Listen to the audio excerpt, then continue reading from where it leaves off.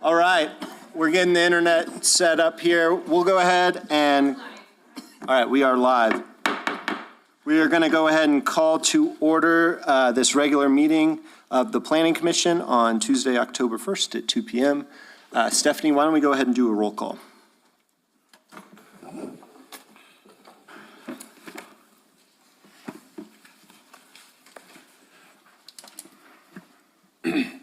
Commissioner Byers? Here.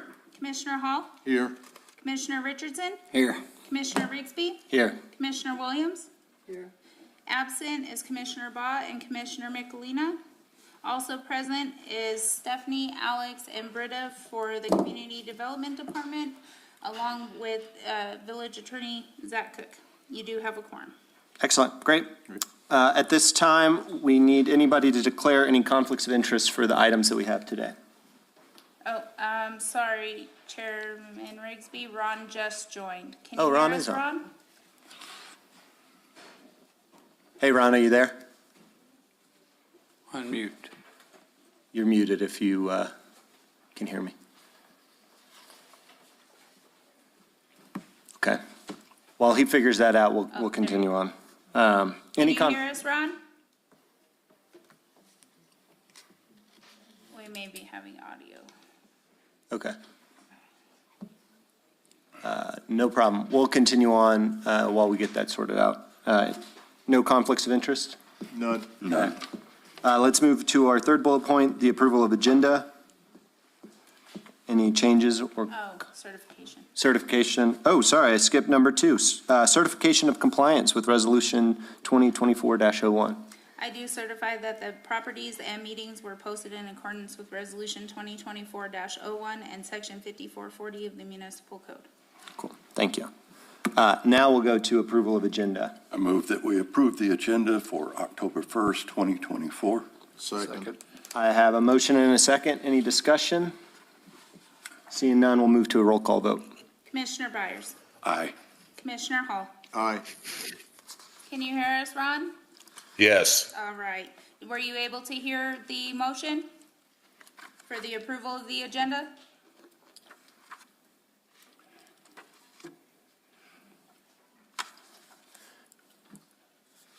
Okay, we'll come back. Commissioner Richardson? Aye. Commissioner Rigsby? Aye. Commissioner Williams? Aye. Motion carries. Great. So we have an agenda. Let's move to number 4, approval of minutes, the regular meeting that was held on September 3rd, 2024. Any comments or adjustments on said minutes? No, make a motion to set the meeting of the meeting minutes from the regular meeting of September 3rd, 2024. Second. I have a motion and a second to accept the meeting minutes from September 3rd, 2024. Let's move to a roll call vote if there's no discussion. Okay, let's vote. Commissioner Byers? Aye. Commissioner Hall? Aye. Commissioner Michelina? Aye. Commissioner Richardson? Aye. Commissioner Rigsby? Aye. Commissioner Williams? Abstain.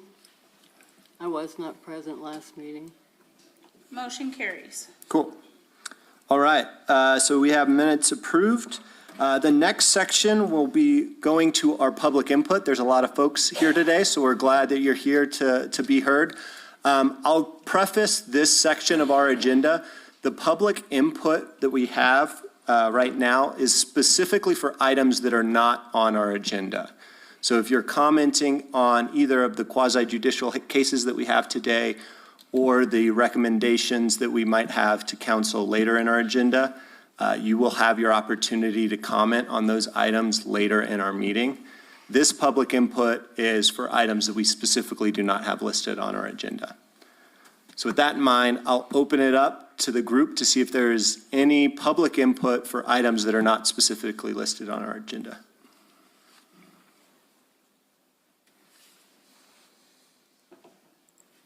Okay. Last call. All right. Seeing none for general public input, we'll go ahead and close that. And we'll move to our section 6, our quasi-judicial public hearing. Looks like we have a couple of them today. Alex, can you give us a little bit of an update on the first one, variance PV 2024-251? This is a request for setback variances regarding to allow to encroach 16 feet into the 20-foot front yard setback, 3.06 feet into the 10-foot north side yard setback, 2.87 feet into the 10-foot south yard setback, to place a manufactured home at 112 Rainier Road, which is Lot 4, Block 4 of the Forest Heights subdivision. This proposed manufactured home is approximately 32 feet by 56 feet and approximately 1,792 square feet in area. Stephanie Warren will have the brief staff overview of this case, and then we'll move on to let the applicant speak their part. I believe, is the applicant here? Yes, we do have Mr. Afuso available. If you'll come down and swear in for the record.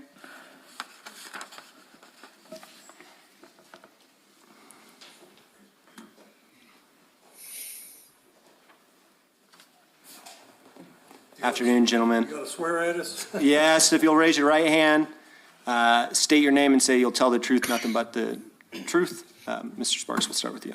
My name is Ryan Sparks, and I will tell the truth of the best of my ability. Thank you, Yes, sir. John Afuso, and I will speak the truth to the best of my ability. Thank you. Thank you, sir. What can you tell us a little bit about this application?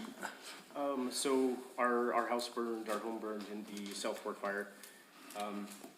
I was unaware of the setbacks, the 20-foot setback, I guess, that the village requires for most of the lots. So I'm kind of just going into this without knowing a whole lot about the process. I'm just trying to jump in and get my home back. So we went to look at mobile homes, and this was the mobile home that we found. And I've been working with Wyatt here to try to get a plat and try to get a variance to place it, if possible. So, in the study, you do have pictures of the pictures that were taken recently. I do have older pictures if you would like to see them. There has been lots of rock taken out. If you'd like to see the older pictures than the ones you have in the study, I have them available. If I can approach, or Yeah, we bring them on up. so those are a little bit older than the ones that you have. So some work has been done. I have been working with. I'm sorry, Mr. Afuso, could you get the microphone a little bit closer? It sounds sure. like we're having a hard time hearing you. Okay, is that better? Thank you. So I have been working with Boss Construction, if you know Clint Garrison. He's a neighbor of mine, and I do have an estimate for more rock to be removed. If you'd like to see that, it's at a pretty substantial cost. So these are the things I'm working with to try to place a home. I'm not sure exactly if this can be a negotiation of sorts, or is just just a denial, and then I have to resubmit a variance application. Because, really what I need is to know the parameters so that I can actually shop for a mobile home and continue with the process of replacing our home. So would you like to see the estimates? Sure, we can accept that as well.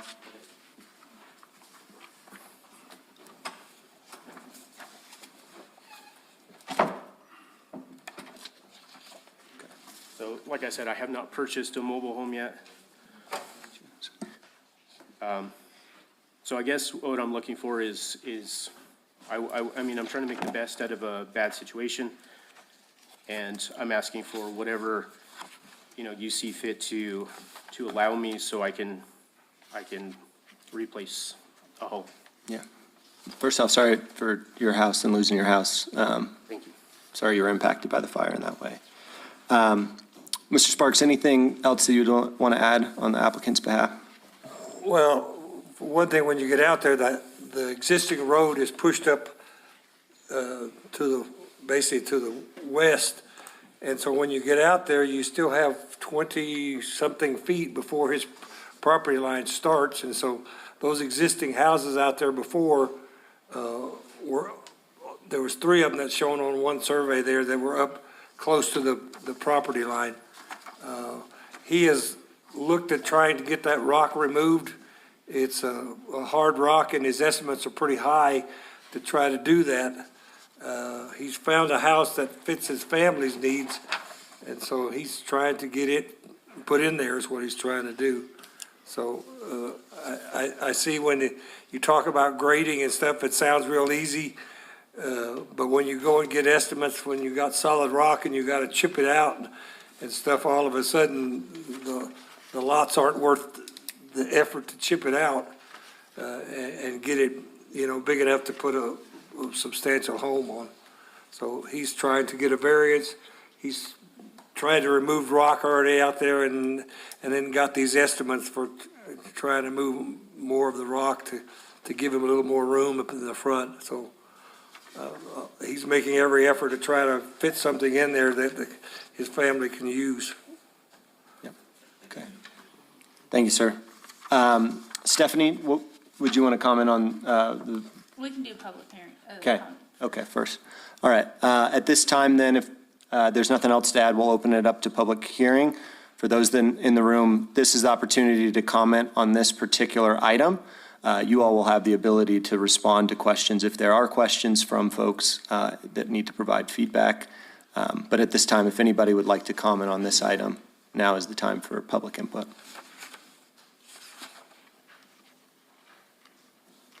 Okay, seeing none. Prior to closing, just for a statement, so Oh, yeah. there were 9 letters mailed, 0 letters were returned. We did receive 1 against the request and 0 in favor. The letter in opposition to the request comes from a member, Cornelius and Anna Peters. They are located within the notification area. And I can read his statement to y'all or just add it into the record. I think we can add it into the record. Yeah, I've already read it. Thanks, Stephanie. Okay. No other public input. We'll go ahead and close public input on this item. And now we'll move into commissioners' comments and questions for the applicant. Commissioners, questions for the applicant? Sure, I usually start. Do you know when the original home was placed on that site? I don't know, the model was, I believe, in 1976.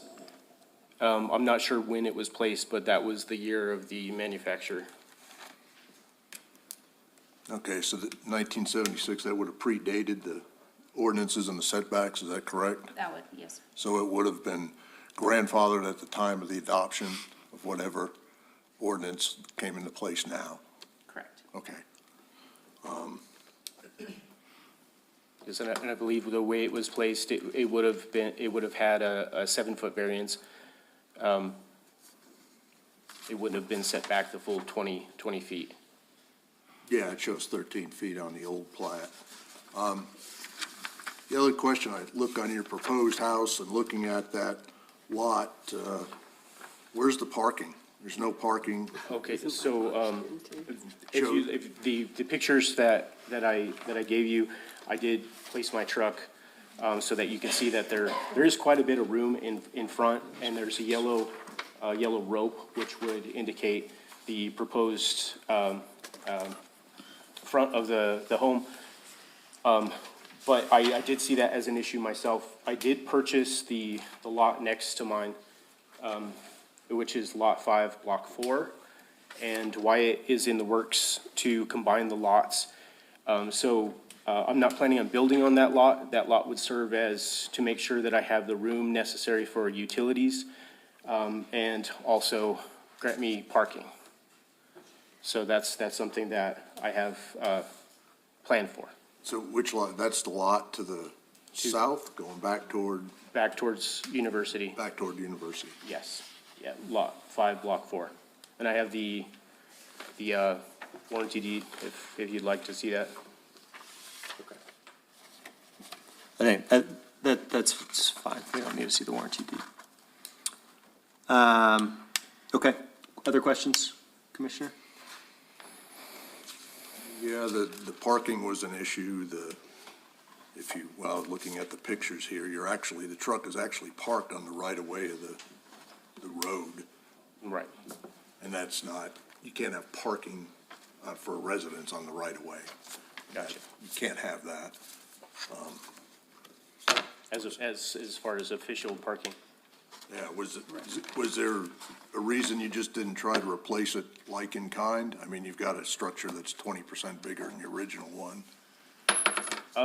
You know, it was kind of I think it was honest enough. My family went to look at mobile homes, and this was the mobile home that my wife chose and liked. I get that. So, Enough said. That's fine. Yeah. There you go. Thank you, sir. Yeah. Commissioners, other questions?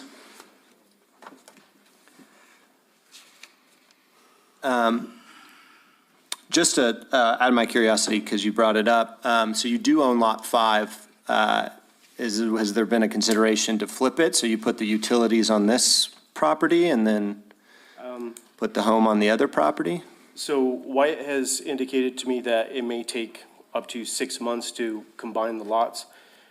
Since this was my lot, I felt like I could actually move faster in replacing the home. I don't know how long it's going to take to be able to accomplish that. So I'm just trying to move things along. Yeah. And this was your primary residence? Yes, sir. But you said you do own both lots now. I did purchase the lot next to mine because I felt like I was already having issues with P&M and possibly a septic system. So I felt like I had to do something to get ahead of the situation. And they offered it for sale, so I jumped on it. Okay. I was gonna say, the Lot 5 there, the old survey was submitted by the people that had Lot 5, and I think they showed his building and the one further to the south to show that they were all, encroaching onto the setbacks. So, this is a partial picture of the survey there that's in the folder, but the full deal was basically, he showed all 3 lots there to show where the structures were on there. And of course, their structure burned too, and then they didn't want to rebuild, and so they offered it to him to buy, and that's how he ended up with it. Okay, thank you for that information. Commissioners, other questions? So is that lot you purchased, is it the same size as your lot? Approximately, I believe they're all around 0.3 acres. Very, very, most of it's hill and rock.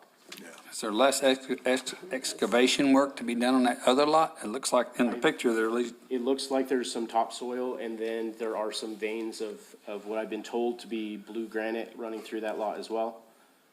So I think we would have the same issue eventually. Just trying to get you further away from the road, Yeah, for sure.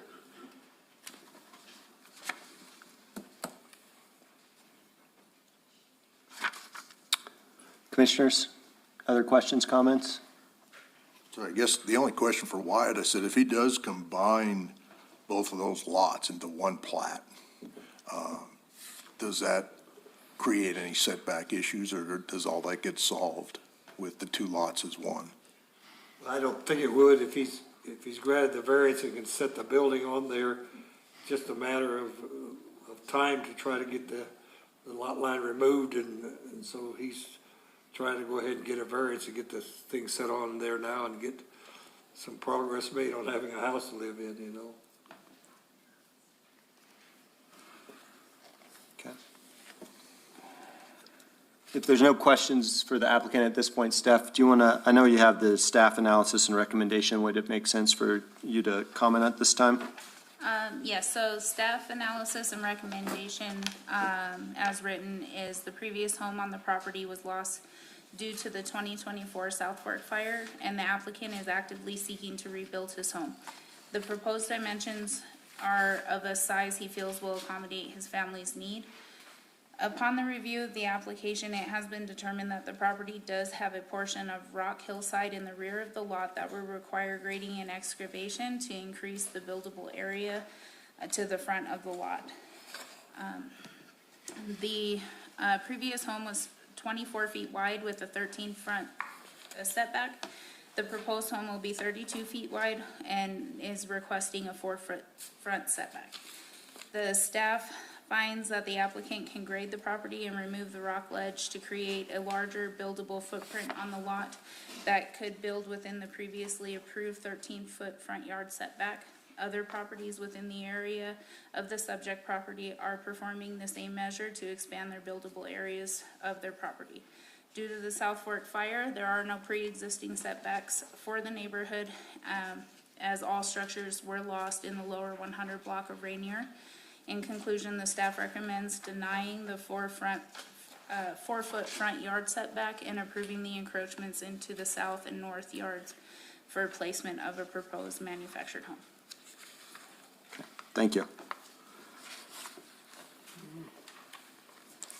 Zach, a quick question for you. Could you remind us of when we can grant a variance under the strict interpretation? I believe it's listed in our packet, but do you mind just restating?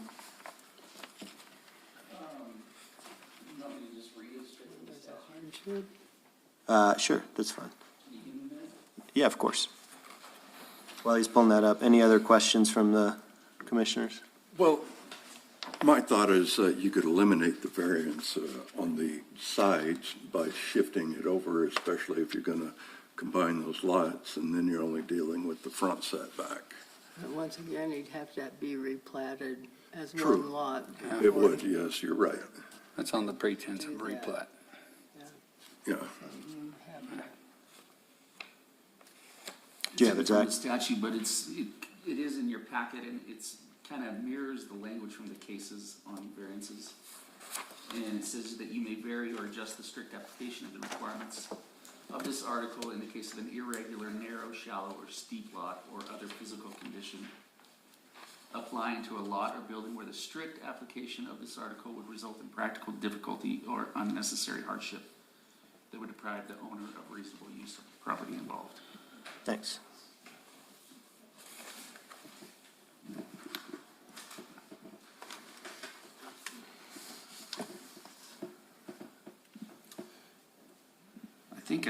Mr. Chairman, did I write a memo to you guys a few months ago on variances? I think you did. Yeah, you did. It is.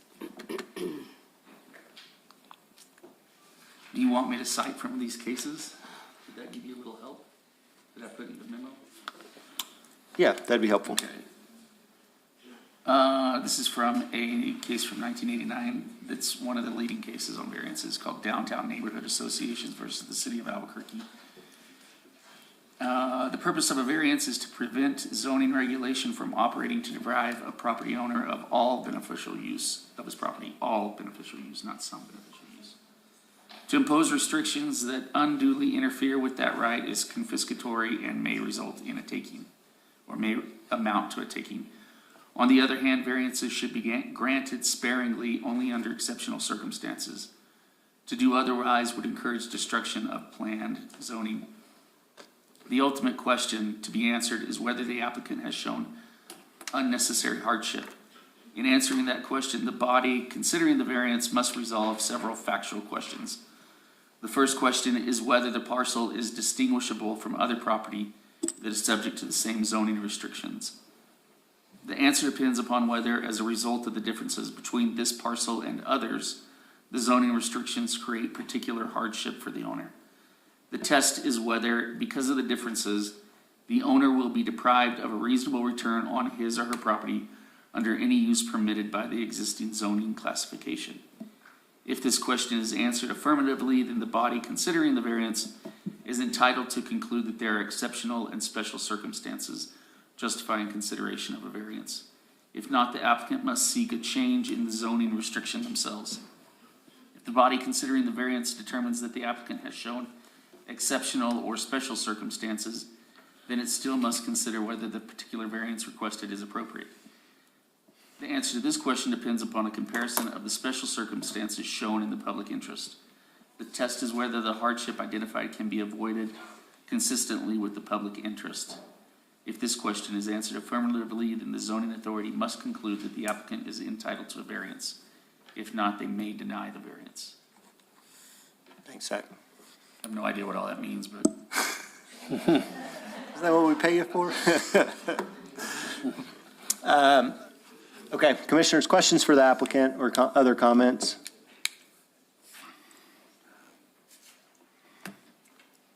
You know, No, I don't think that, you know, a random selection of a trailer that's appealing warrants a variance of this size when you knew the property before this.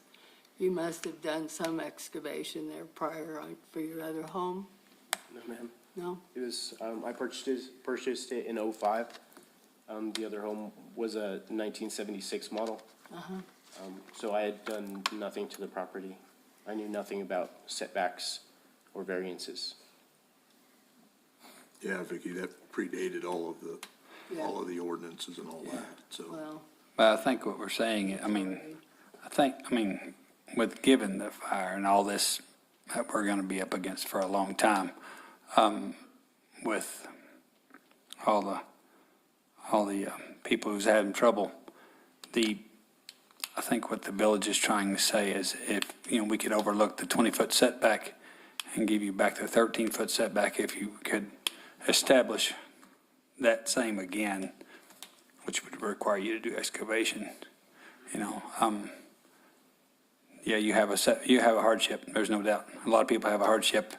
But once we start setting that bar that you're going to be 4 foot from the road and the next guy and the next guy, and you see, it starts a downward trend toward, before you know it, we've got everybody parking along the road or up against the road. Fortunately, you have another lot to park on, but Not truly 4 foot from the road, but 4 foot from the property. from your line. property, yes, sir. That's what I mean. So, but when that becomes an issue is if you were to move away and use this as like a short-term rental, then that parking would potentially become an issue because we see that a lot with short-term rentals.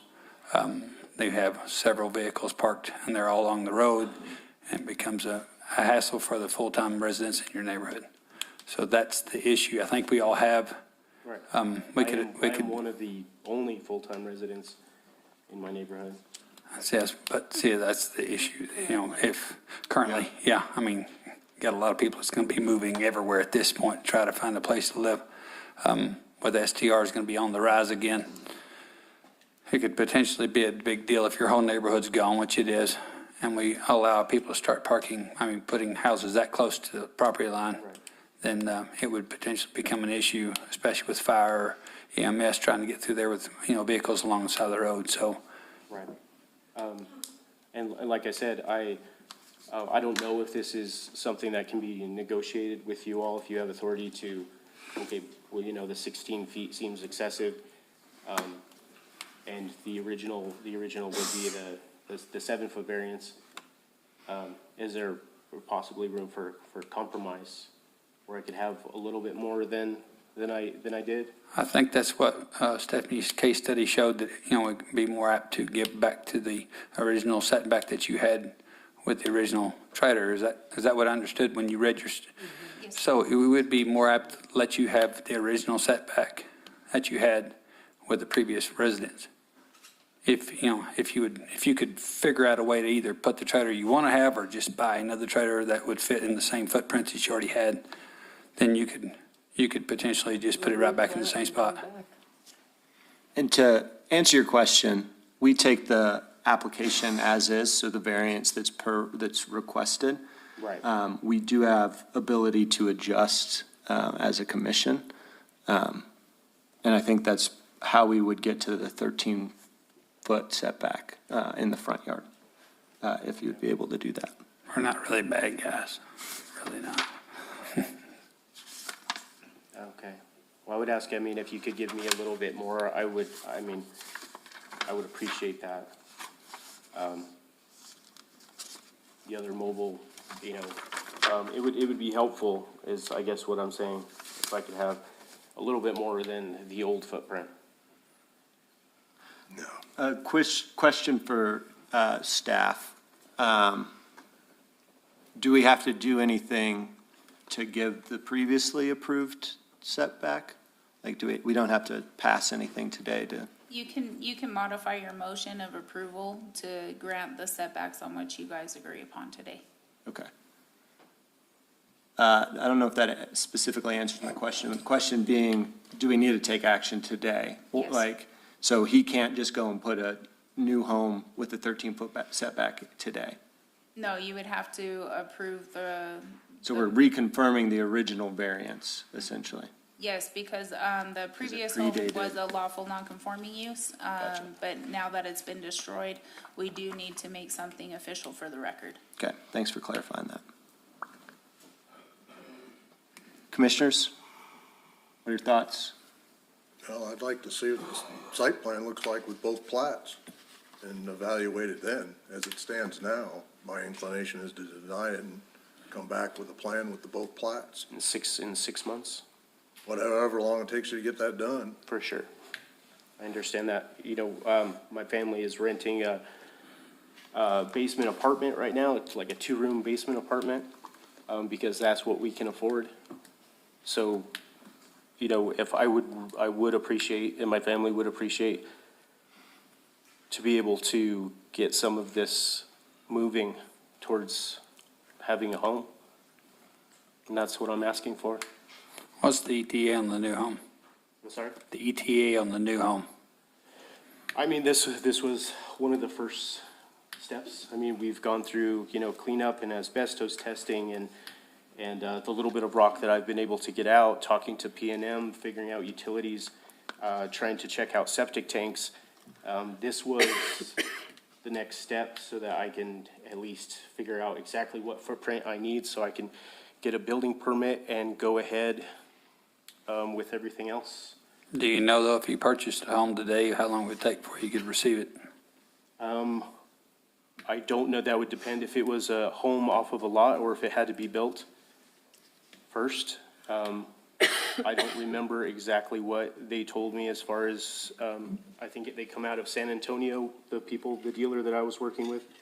So I'm not sure exactly how long it takes to build one or if it would be a lot purchase. Okay. I Ron, understand. sorry. I know, go ahead, sir. Ron, anything to add since you're online? Any questions? No, I'm good. Okay.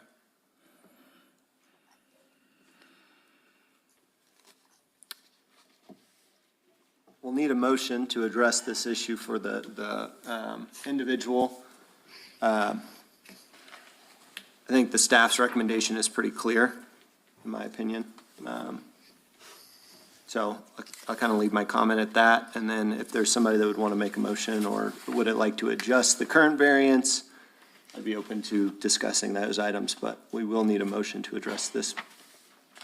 And just as a reminder, the planning commission has the following options: approval of the variance with the reasons stated in the motion, granting the requested use.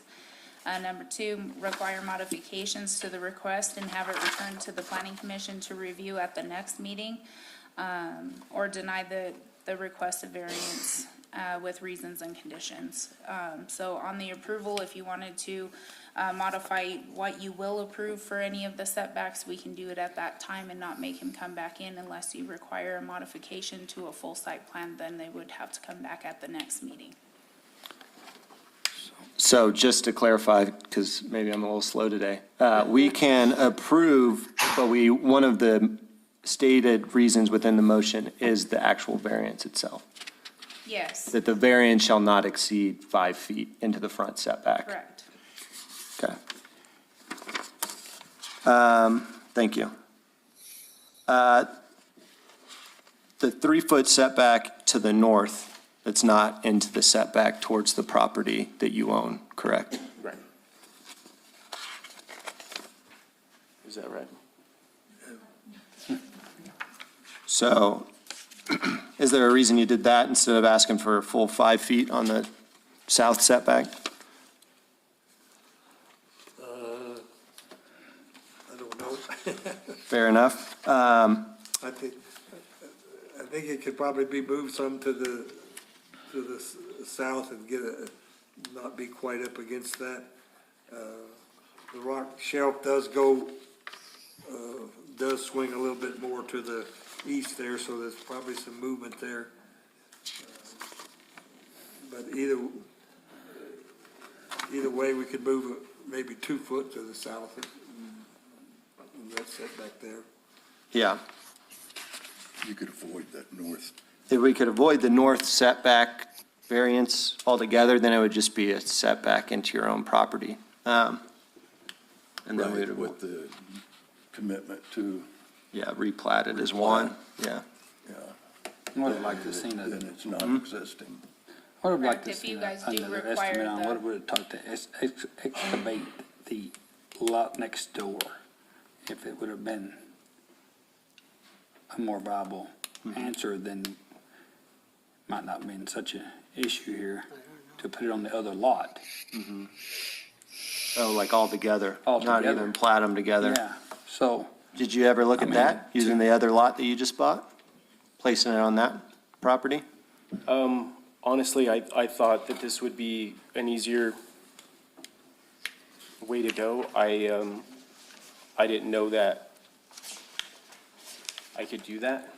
I think with the rock shelf back there, even if he moves it on to 5, he's still gonna have to have some setback on the front, because the units that's on there before was 20-something feet, and it was only like a 12-foot unit, and his would be 32 foot, so it would still push it into the front of the lot. Yeah. I think the question was, did you ever look at just moving your address to the new property that you purchased? Your permanent address, is what I'm saying. Honestly, no, because I think that the lot that I had was the better lot to place it. So I didn't consider it. Okay. And Commission, you guys could do the requirement for the replat that would alleviate both side setback requirements, still allowing him the ample space to run his utilities and septic, as that would be best to be located on the same property as the home. The only thing you would be then identifying is the front setback on what you would grant for that. Yeah. And is the 6-month timeline that you were quoted, is that just because they're backed up at the county? Or, I know that you're busy. Well, there's a lot of factors, but part of the problem comes in with the utility companies. Okay. There's no engineers in town anymore. I send something to the electric company, and a month later, they say, well, we want you to add this, we want you to do that. And so I have a heck of a time getting the utility companies to sign off on these replats. And then by the time we get it to the city, and the city has got all the departments that got to sign on it, and so it's not just a matter of how fast or how slow I can get the plat done. It's trying to get all the signatures there and to get it approved, to get it filed, so. Gotcha. Okay. Commissioners, what are your thoughts?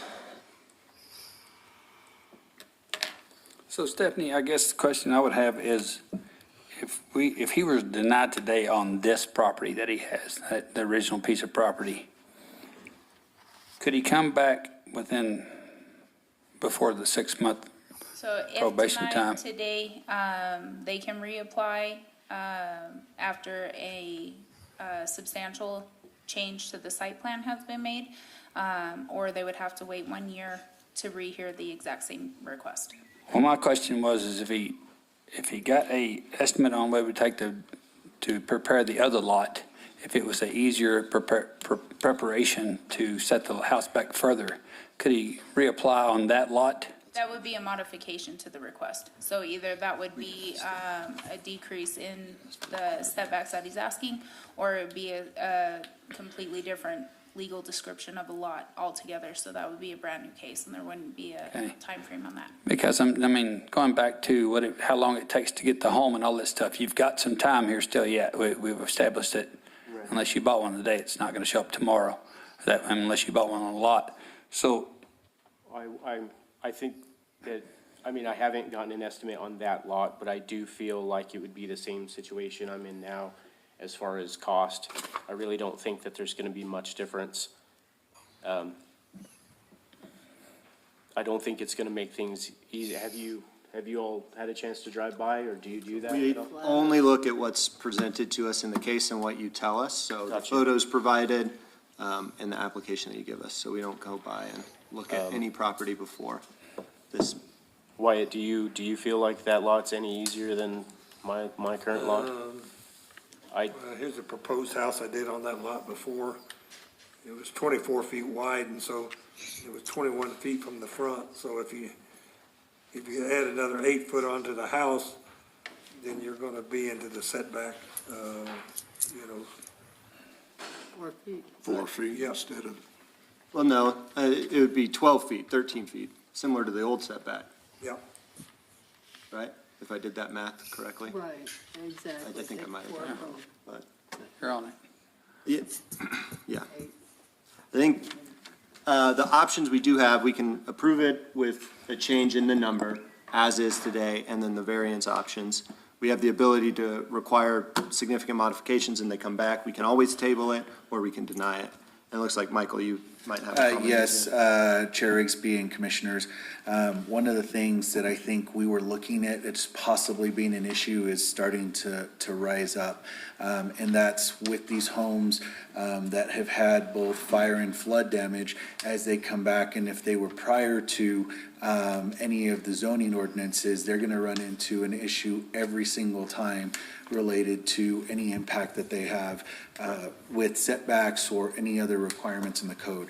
What I think I'd like to do moving forward, because I've heard what this individual has, is look for some type of executive order from the mayor, and I'll have that discussion with him, at least waiving timelines and timeframes in which an individual can come back to the commission if they've been impacted in the disaster, in the case that they're trying to alter their homes to bring back a home.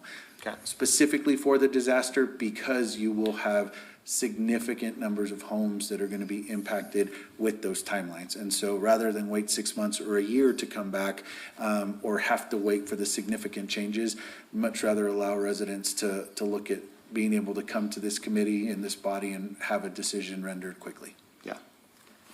So although that has not been signed, we can take that into advisement that that might be in front of the mayor. Okay, thank you. Thank you. So a comment I'll make to the commission, if you remember last year, we did a whole revamp 54. One of the things that we tried to do was reduce the front setback. Our number was 15. The old, for this particular one, was 13. I feel like if we can get it within the range of the old one, then I would feel comfortable approving this today if it was in range with the old one. And if you eliminated the north variance and just pushed it to the south and took 5 feet out of the south setback. That's my 2 cents. But we do have the ability to approve with the variances and changes like I outlined there, or we can ask him to come back. He can apply for the different lot and doesn't have to wait. With what Michael said, you can come back next month if we can get some better understanding. We have a couple different options. So I don't know if anybody has strong opinions. No. well, like I said, with the utilities not withholding, at least bring the combined plat back and put the house on it so we can see what it looks like. I mean, I think that's a reasonable request. With an estimate on what it might take to excavate the Yeah, second I mean, lot. that's gonna be what it is, but. Yeah, but I mean, I don't know about you here, but I know Bart's run into it. I have too. Excavating, you can have a vein of rock in 5 foot over. You've got maybe 200 feet of just nothing but dirt. I see the vein of rock here in the picture. The next one doesn't look so bad. It could be hiding a lot. I get it. But if there was a second plan there to maybe excavate some of that second lot, so we weren't so far into the setback on there. Well, I guess my point is getting to, if it's one lot, Yes, sir. you've got the flexibility to move, if that's the house that you want, the new house that you want, 32 by 56, if you've got both plats, you can then look at where that could go Sure. on both pieces of plat and evaluate what it means for the setbacks, both on the north, the Right. south. Or it might be easier to excavate and he only needs a 4-foot setback. And we don't know that in the- answer today, and Yes. that's what I'd Yes. I'd rather have that information. Would you like to table it then? That's what Address Bart, I'm wondering that's what- what Bart Yeah, suggested. me too as well. I would entertain a motion Trying if to- somebody has one. Give them time to be able to at least put the plat together and put the house on the picture and go, what does it look like? Maybe get an estimate on excavation as well. Have Garrison come Regardless back of out. what the mayor says, you can come back next month. Yeah, and that regardless, and you can Yeah, come if back. you guys And we wouldn't require- request to postpone, it'll be set for next month. Yeah. So I would have to ensure you guys have your site plan ready for that. Vicky? You can present a plot, a replat, right, to us, is that what you're proposing? Yeah, But so I that- don't think we can say he must do that. He can also change the shape and size of the home that he's. So are you all okay with it? The 13-foot setback is something that I could get today? Yeah. Is that what you're saying? Right now, we don't have a motion, so right now, we're still just Kicking this discussing. around. Potentially. When we get a motion, we would have to take action of either approve with the changes in the case report, require modification so you come back, or table. Right. But it does or sound deny. like all of you are in agreement with the 13 feet doesn't seem to bother anyone. And then I can just go ahead and see what kind of mobile home I can get that will fit the old footprint so that I can move on. I get it. I think moving forward, because we're going to see a lot of these cases, unless it's a real obstacle, I mean, back in the same footprint is where we might have to lean a lot. Right. yeah. And So, But the reason why I go there too is we want to reduce the front setback. That's what we recommended to council. Certainly. So that's, all we can do is recommend. certainly. And 13 foot, we're close. Right. So, I mean, I'm okay with it if he could retain the same 13-foot setback that he Right. originally had. I mean, And then would you want him to hit the variance on the south side so it's yes, not it would be easier. on Yes, his own that way we're property? only on one, then you wouldn't be over at all. Once you got it replatted at all, you would Does be that make done. sense? So you'd move it, the variance would be on the south side, like 5.5 feet, I think is the math that we would need. Chairman Rigsby and Commission, the hearing from him stating that he was going to place his utilities on the other lot, the requirement for the replat would come, so that would alleviate that side setback requirement. As you can, it would be too muddy to allow utilities for a structure to remain on a separate lot that could potentially be resold in the future, and then that would house somebody's actual utilities. So a requirement for the replat can be placed, and I do believe, Commissioner Williams, you had a question on that. You can require the replat. You guys, as a commission, have on multiple cases. Yeah. Michael? Just a commitment from us. We won't have an executive order from the mayor. On Tuesday's meeting, council meeting, we'll have a resolution that council will be able to discuss and move forward on, that will talk about waiving the timelines related to issues for P and Z to consider related to homes in the disaster, either fire or flood. Okay, thank you. So the reason why I had Zach share what our scope of variance is, it's actually very, very narrow, which is you cannot get any value from your property for the variance. We have flexibility within that, but the scope in the letter of the law says you can't get any value because of the way that this lot is shaped or the physical characteristics of the lot. I don't know if we've hit that level within this case, because there is other options. There's the replat, there's the moving to the south, there's staying within the original setback. So we're trying to work with you because we do, as somebody that was out of a home for 3 months, I totally understand. It's difficult. So that's what we're trying to work through to help you. And one of the best options might be to table it, so that way you have the ability to explore other options. Okay. But based off of what you're saying, you'd rather have it action today? If one of the, if one of the issues is excavating the other lot, I've already spent, several $1,000s trying to do that on mine. Yeah. So more time, more money, and it may end up it may not go anywhere. So honestly, if I knew the parameters in which I need to be, then at least I can see if I can make it work. Okay. Thank you. Yeah.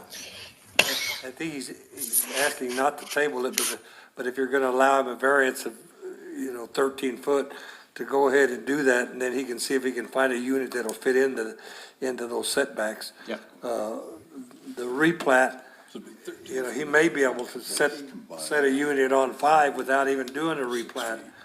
And so I think instead of waiting for him to replat it, he can explore the option of what unit size he can get on 4, or what unit size he can get on 5. Yeah. And then move forward. So he doesn't have to. You want to know the rules of the game leaving here today, I Yes, think is please. essentially what you're getting at. Okay, and I think that is a fair piece of feedback from you, sir. Yeah, so I think it would be 13, it would be a 7-foot setback from the front and a 4-foot setback, right, from the No. side? No, an No, it'd be encroachment. a Approach 6 13 feet. foot. Encroach 6 feet. Right, and then It'd be encroaches encroach. 13 on the front, and. No. No, it's 13 there. It's You're right. 13. It's the foot inverse of the- setback. Yes, It's a you're right. 7-foot variance. So right? it's, 7-foot variance and a 4-foot variance, yeah. 7 right? foot on Is that the math? 7 foot on the Yes. There's a lot of smart people out there. I think we'll get the math If worked out. it's easier, you can just state, to establish front setback of 13 feet and side setbacks to not, be any less than 6. I think we would need I to like that. set back it. Yeah. I'd entertain a motion if somebody wants to state one. It's convoluted, but go for it, Bill. Oh, yeah, love You're an engineer, you can do math. You're good. Yeah, I can do math, but I retired, so Oh, check that part of my brain out. All right, let me think about this. We'll start with the first part. Based on the foregoing findings of fact per 54-92 and 54-66 of the Village Code, I move to grant the requested variance for case number PV-2024-251 with the conditions stated in the case report and reiterating the front setback on the lot to be 13 feet and the side setbacks to be no less than 6 feet. Second. okay. We have a motion and a second. Is there any discussion on that? I have a question for the staff. Did we state the setbacks appropriately in that motion? Yes, so I have, to establish a front setback of no less than 13 feet and side setbacks of no less than 6 feet. Okay. I have a second and a motion. Any other discussion? Let's go to a roll call vote. Commissioner Byers? Aye. Commissioner Hall? Aye. Commissioner McElina? Aye. Commissioner Richardson? Aye. Commissioner Rigsby? Aye. Commissioner Williams? Aye. Motion carries. And Mr. Afuso, I'm gonna make an update to your approval, and then I'll get that over to you in an email for you to sign. Okay? Sounds good. Thanks. Thank you, sir. Thank you for your patience and Good luck, coming in sir. today. Good luck with your rebuild. Sure, good luck. Hope you and your family the best. All right, let's move to our next item. This is CU 2024-260. Alex, what can you tell us about this request? It looks like a conditional use. This is a request for a conditional use for cannabis manufacturing, Class 1 manufacturer license. Currently, the applicant does have a license from the Cannabis Division. This applicant is relocating their business operations due to the 2024 South Fork Salt Fires and Flood event. The manufacturer 1 license does not allow for activities extracting or manufacturing edible or topical products. The location that they are seeking is 356A Sudworth Drive. The applicant will present their case, and then staff will provide the analysis and recommendation.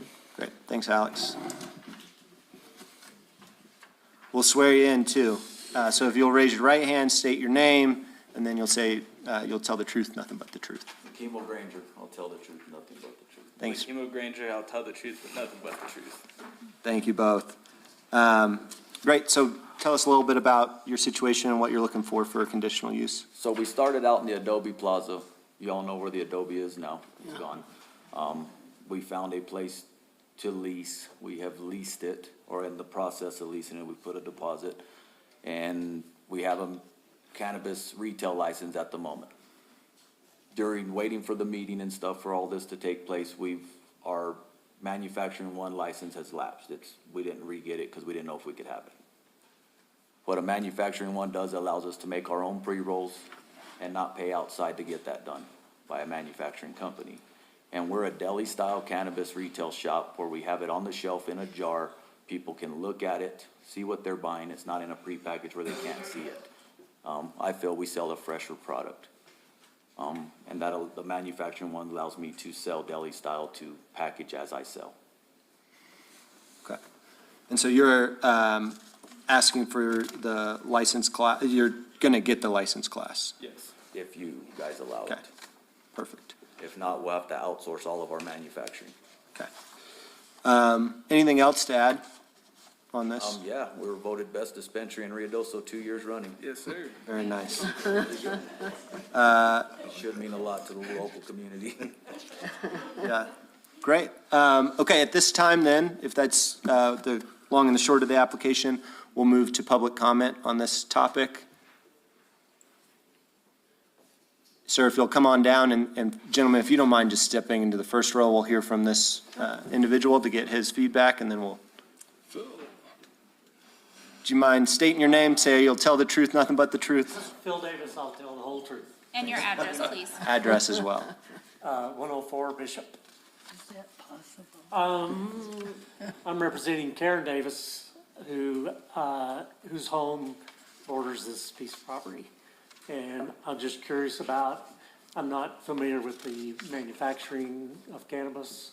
I don't know if there's a smell involved, noise involved, or what the building's gonna look like they're gonna put on this piece of property. I'm just curious if there's anything that's gonna affect property values around this, even though it's all commercial.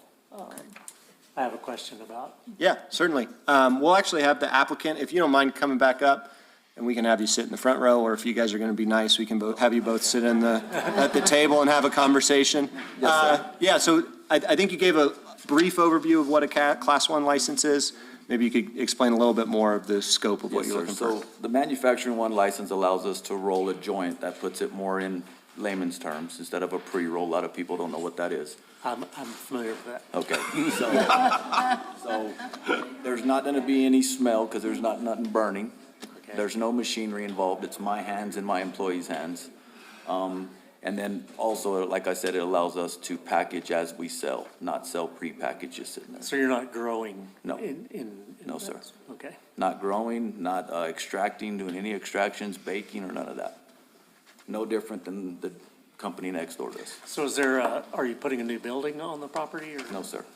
Using the old Border Stop building, Oh, okay, which is next door to the Crafty Cup. gotcha. Okay, Cool. Any other questions, comments? Okay, we're good. all right. Thank you, sir. Other comments from the group? Thank you for that overview, sir. Okay, we'll hear from staff. Will you tell us about letters and if anybody responded? So we did mail out 12 letters. I did receive 0 returned in the mail. I received 0 written correspondence either in favor or against. Okay, thank you. And staff recommendation? As a clarification and also to reiterate what Mr. Granger had stated, the Class 1, it is correct. It does not produce any of the smells or anything, as Mr. Davis was requesting. Those type of concerns would come from the Class 2 and 3, potentially the 4 manufacturers. The growing is not listed within the manufacturers and not listed within this district, so just in case there's additional questions on where that can take place. But staff does find that The property does share a parcel parameter with the Crafty Cup. All site specifications listed within the report are solely to the lot which occupies the previous border stop building where the activities will take place. The operation does not appear to adversely impact the health, safety, or general welfare of occupants of the surrounding lands. The proposed request for cannabis sales, including additional activities under the Class 1 licenses from the New Mexico Regulation and Licensing Department, has thoroughly reviewed and found to be fully consistent with the village code in conformance with the master plan. This business would promote an infill to a structure that has remained vacant over recent years. Staff recommends approval of the conditional use and has determined that there are 18 parking spaces provided within the site plan that comply with the parking requirements of section 54-141E for sections 9 and 11 pursuant to the building square footage. Staff has also determined compliance with the following requirements for section 54-100 under cannabis manufacturing.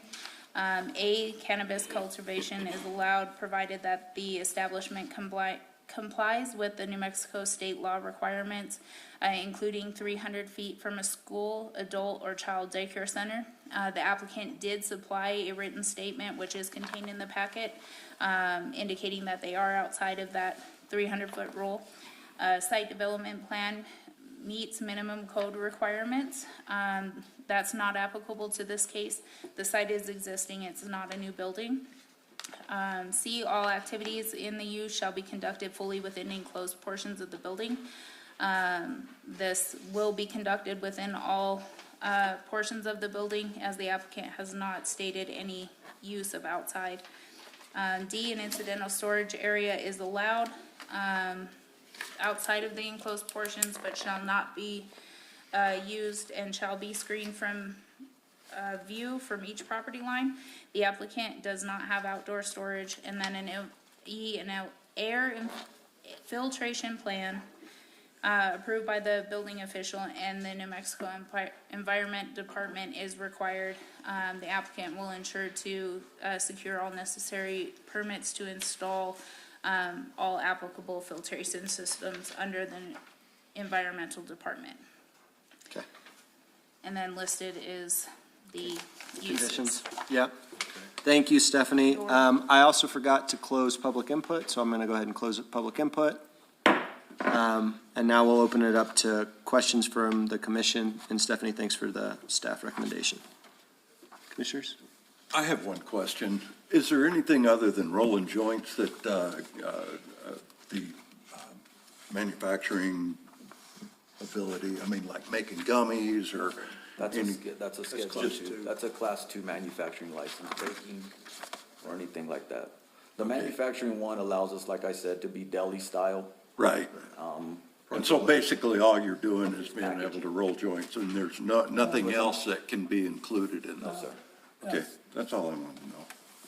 Or you can package loose buds, flour. Yeah, so you buy it in bulk and then you can break it down by the gram or however the customer buys it. Right. Yeah, Yes, sir. okay. And one thing I forgot to mention is he is within a very close proximity to the same event taking place at his neighboring location. Okay. I guess the only thing clarification, probably from Stephanie or Zach, just for the New Mexico law requirements of being 300 feet, is that from the structure itself or the property line? The structure, they changed it. Yeah, there is a modification to the state law. It is from use to use. So the Structure. requirement to have the surveyor statement is what was needed in this instance, is I don't have distance between buildings and uses. Okay, so it's structure to structure, okay. Yes. That's all I wanted to know. Other questions for the applicants? Ron, anything?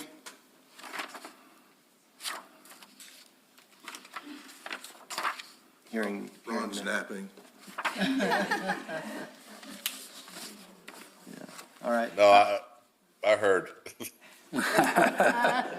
you're awake, good. Any questions, Ron, or clarification needed? No, Okay, I'm fine. Commissioners, what are your thoughts? Mr. Chairman, Yes, Commissioner Richardson. based upon the foregoing findings, effect 54-68, 54-141, 54-100 of the Village Code, I move to grant the requested conditional use per approval for case CU-2024-260 with the conditions stated in the case report. Second. Second. I got a motion and a second. Any discussion? Seeing none, let's move to a roll call vote. Commissioner Byers? Aye. Commissioner Hall? Aye. Commissioner McElina? Aye. Commissioner Richardson? Aye. Commissioner Rigsby? Aye. Commissioner Williams? Aye. Motion carries. Great. Thank you, gentlemen. She'll have something for you to sign. You guys appreciate you doing it. Yeah. Okay, we're going to pause just a second because I think we'll need Stephanie in this one. But that is the end of our quasi judicial hearing. We will now move into 7, public hearing. I think we have some folks from the village that are going to present this, but Alex, do you want to start? And then we'll have the folks come on down from the village, and then we can open it up for public hearing after the village staff speaks. So Alex, what do we got going on? This is a public hearing in regard to... And if I could have everybody in the audience, please quiet down. Thank you. In regard to a recommendation to the city council regarding modifications to Chapter 54, Article 4, the flood hazard regulations in regard to the special flood hazard and also compliance with the article and other regulations. We do have Ashley Carabajal and Adam Sanchez, as well as Deputy Manager Martinez, that would be presenting the proposed modifications. Okay. Great. Thanks, Alex. We'll have y'all come on down.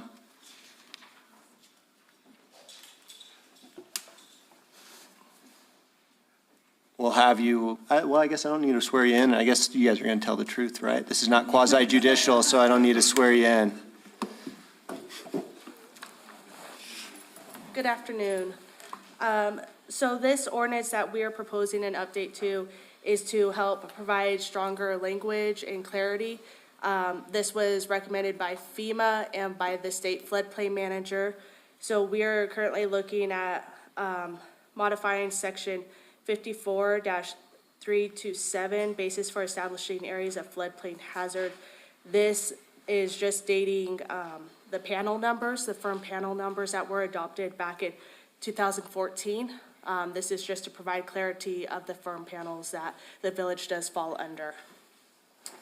The next section that is being requested is for section 54-329, compliance with article and other regulations.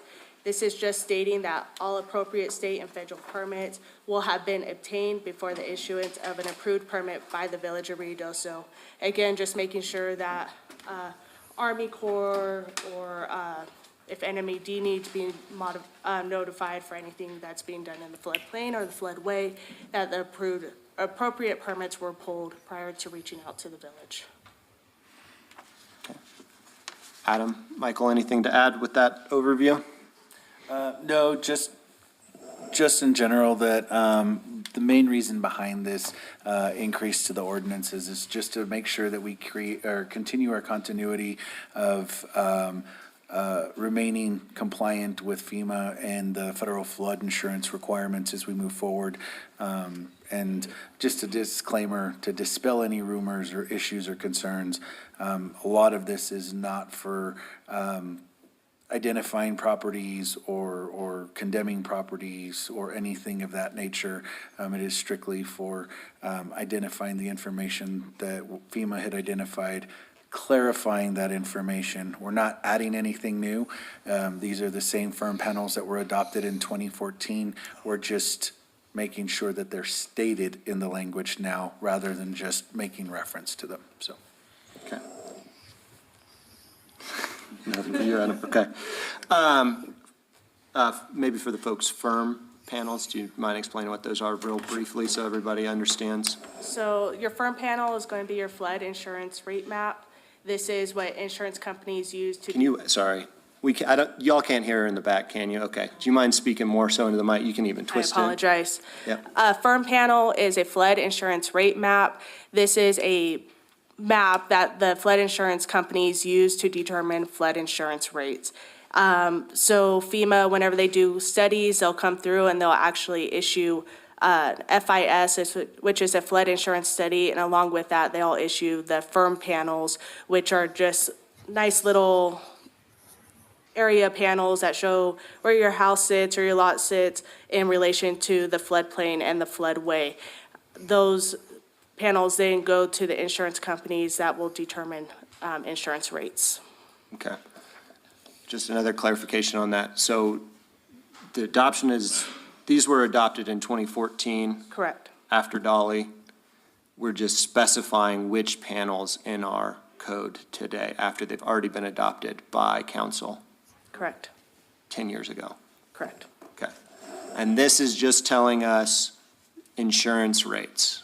Yes, and the main reason that we're doing that is when we had a discussion with both the FEMA floodplain managers and the state floodplain managers, the discussion was people that have been impacted by the floods may not have clarity when they're looking at the code or when they're looking at the ordinance to say, here's a panel, where do I fall within it? And so now all we're doing is taking that same panel that was adopted and clarifying where that panel is at and identifying it so that an individual has more clarity in looking at that information and identifying where they fall within it.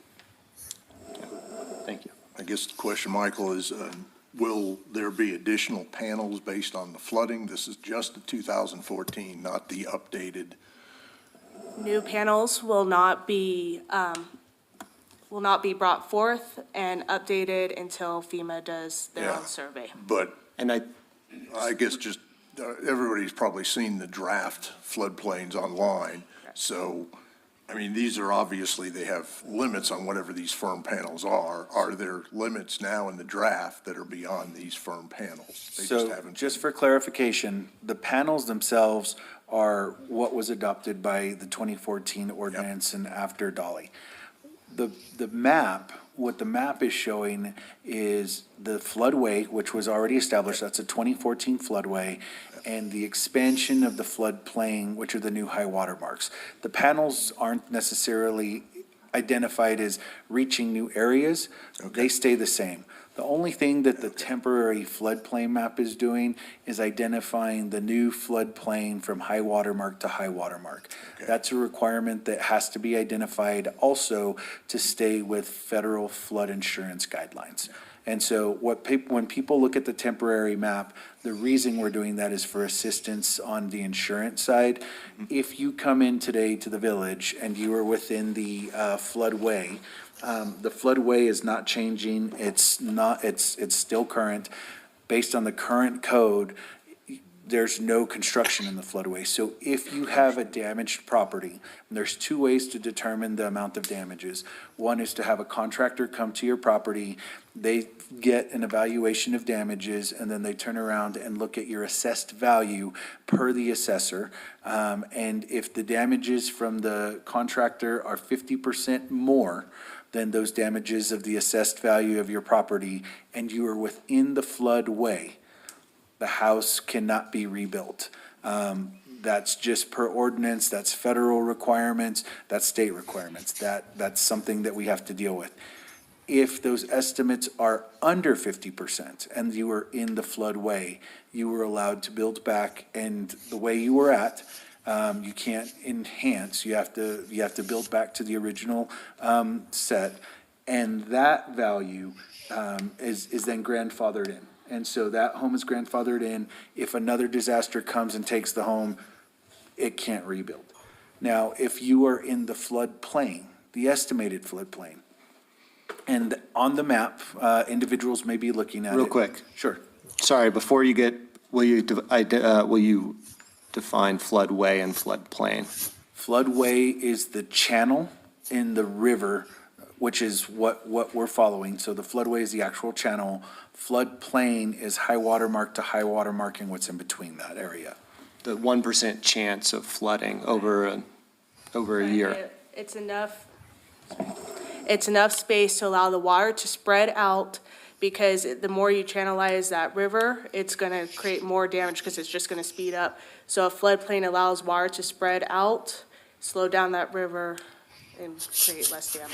And so whenever you're looking at floodplain, that's when you get into the base flood elevations, and you don't wanna make sure you raise, the base flood more than a foot, and so that's why you have that requirement of above the base flood elevations to help that water to just spread out, settle out before creating more damage downstream. Thank you. Yeah, that was the last time. So will you explain the flood plain then you were getting into? Thank So you. the floodplain basically says same damage assessment, and I apologize, the second way to get a value is to have a certified appraiser go out to your home, appraise the value of your home, and then appraise the value of the damages that they believe were impacted, and you get the same numbers. If it's 51% or more, or 50% and below, or 49.50, what they look at is they will turn around and say, if you're in the floodplain, and you were below that 50% mark, you can build back to as is. Again, you can enhance, you can build back to as is. If you're above that 50% mark, the house has to be raised to the new base elevation. So what that BFE is, plus anything that is within that area. So in this case, the village had identified possibly 2 feet additional. Now, we had placed on hold. What this hearing allows us to do is, once this information is heard and the hearing is finalized, this goes to council. Council has deferred their conversation till November.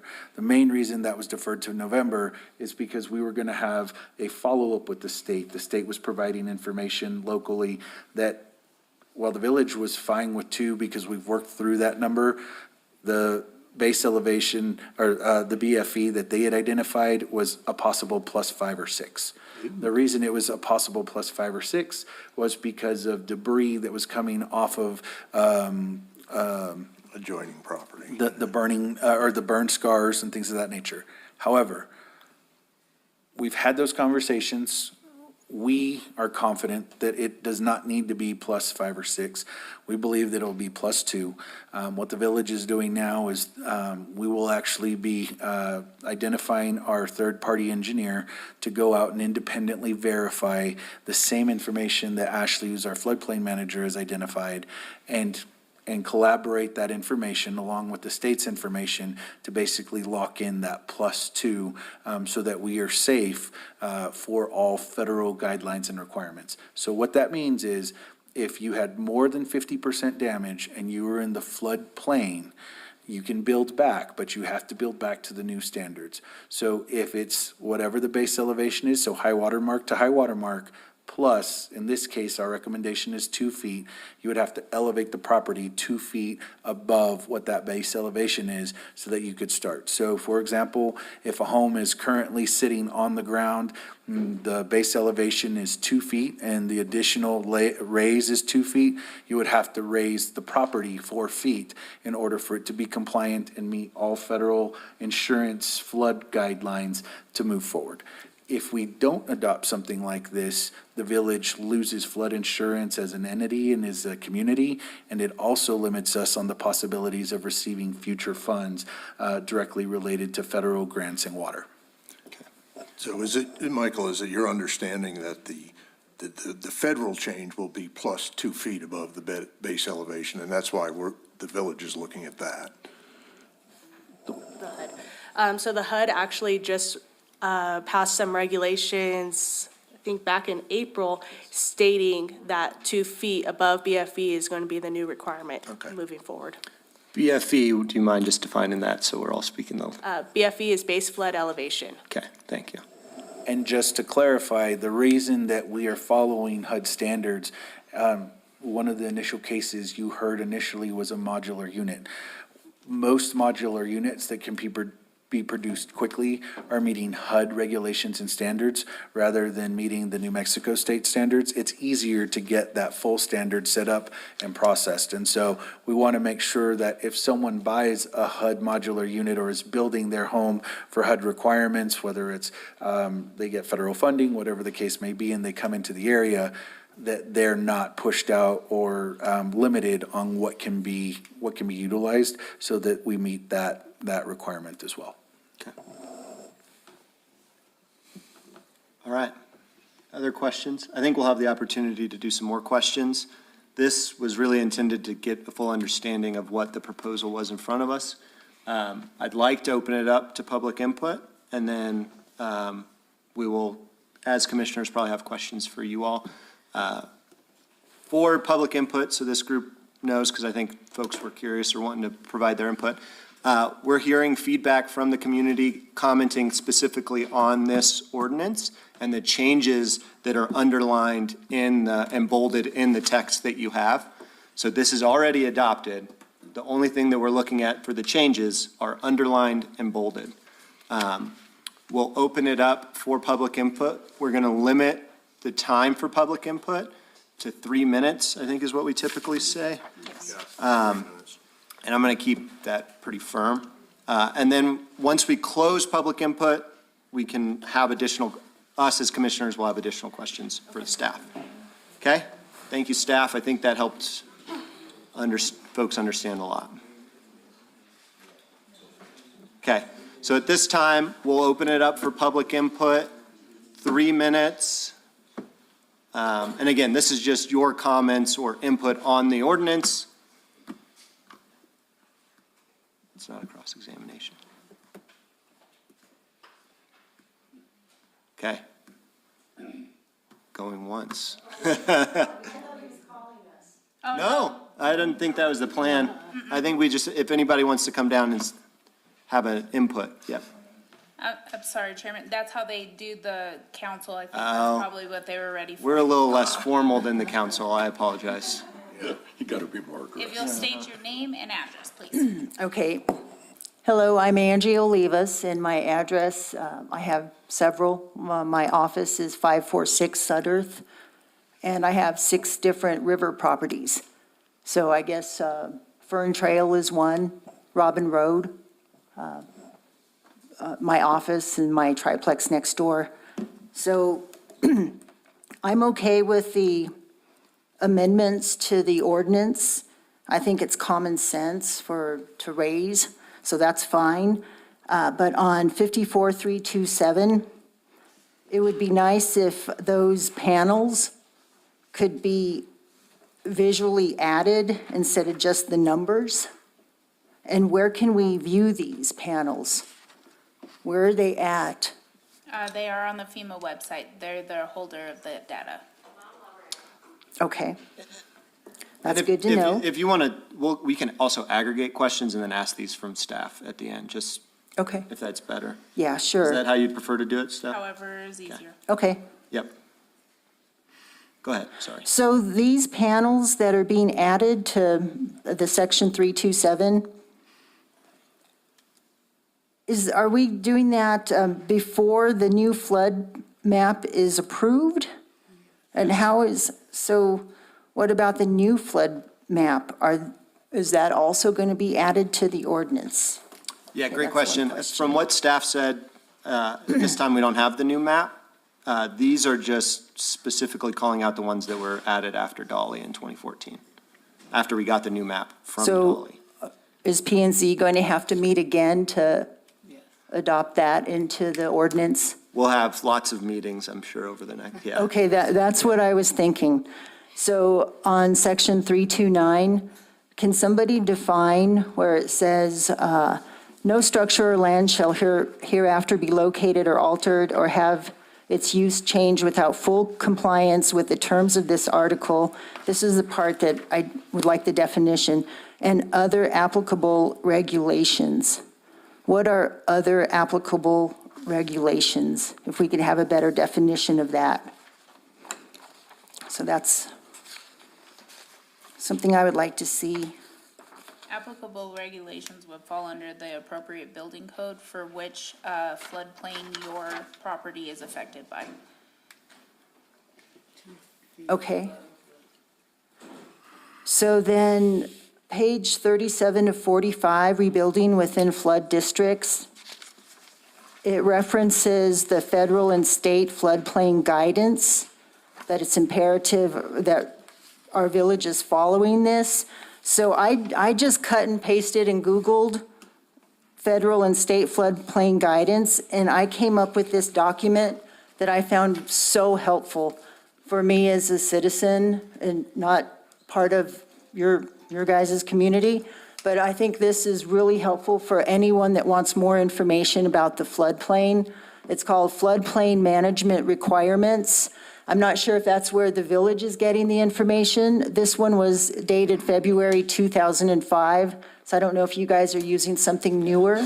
We'll take that and put it into the record and share it with staff. I think they're getting their direction from FEMA, and then the kind of flood This is from FEMA. Perfect. It's the National Flood Insurance Program, Floodplain Management Requirements. You are at time. Any kind of last comments? I'll give you 15 seconds because we're still figuring out. Part of this document, and I'm happy to share it with anyone, it talks about taking an eminent domain and inverse condemnation, which states that, we have rights, our Fifth Amendment rights, the Constitution states, nor shall property be taken for public use without just compensation. And part of that says courts have ruled, government agencies Okay, I thought it was possess going to the be short. authority. I am going to have to cut you off. I'm so sorry. Okay, just see me for this if anybody would like it. If it's in law, I'm sure that, Zach walked out at the perfect time, so I'm sure Zach is aware of it. Thank you for your comment today. Other comments?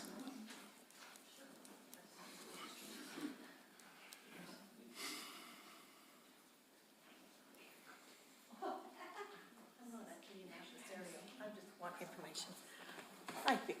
Good to see you. I'm Mary Austin. I have a property at 165 Fern Trail. And I just have a couple of questions because I got more information just hearing Stephanie talk. Number one, I just wanted to know what kind of credentials we had when people were walking around. They were saying high water mark from high water mark. So is that where a bridge backed up and water started splashing up against houses? Are we counting that as high water marks when really if the bridge hadn't backed up, we wouldn't have had that water spread like we did? I'd like that answer. The question about the flood panels and sending them to the insurance companies, I try to look at things 5 steps ahead for making a decision. Here, what is it going to cost? What's the ripple effect? And I immediately started to think, okay, if you're trying to do a recommendation for approval to the council, just to firm up some rules based on FEMA, and I get it. I just want to say I know what you guys have to deal with is probably monolithic in the way of trying to play the game with the feds and everything else, and I can appreciate that. And it's a dance and a balance. And so I'm just trying to think in terms of what is the best order to do this. My fear is if you recommend adoptions to something that existed in 2014, it is very easy then when these new maps who are being created by, I don't know what kind of credentialed people, what is the ripple effect to those property owners? My first thought was you have someone on a fixed income. They maybe didn't have their property destroyed. It's inhabitable. But now these maps are being sent to insurance companies. And these insurance companies are going to send out letters. And they're going to say, you're now in a floodplain. And if I'm on a fixed income, maybe I can't write a check for flood insurance. And you've now forced me into a position. And even worse, maybe I have a mortgage, which is going to demand that I pay that flood insurance. So I'm trying to think of all the different scenarios that we can, I know you're probably getting hammered by people that want to get building permits, and so you're trying to make these decisions because you can't move forward in that direction. but I think it'd be good to get some people with some knowledge to the table, insurance people, people in the real estate business, in the construction industry, and see. I'm fearful that they adopt this. Then all of a sudden, the new map gets slipped in. All of a sudden, we have a much bigger problem, and we have a lot more properties that are being affected, and we don't know those individual situations. Some of these properties aren't even damaged, they're inhabitable. But the financial burden that it could create on those property owners could be cumbersome, and I think that's something you need to think about. I myself now am completely, based on the projected ones, in the floodplain, and had some backwash and debris, so it kind of looks like maybe water ran through the property. It didn't run through the property. Yeah, thank you for your But- comments, Mary. So anyway, just think about the bigger picture before you rush. That's all I'm saying. Thank you. And see us as partners, not adversaries. Of course. Okay? Yep. Thank you for your time. Thanks, Mary. I appreciate it.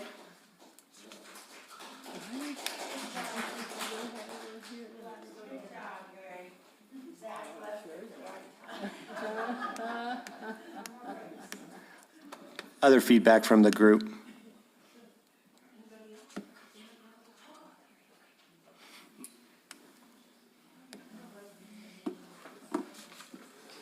Hi there, folks. My name's Dana Shank, and my address is 134 Furton Trail. And we are still in the process of dealing with insurance. We were lucky we had flood insurance on our property. If you go buy it, you would think it's total loss. However, we haven't gotten that information from the insurance, and we continue to go back and forth and back and forth.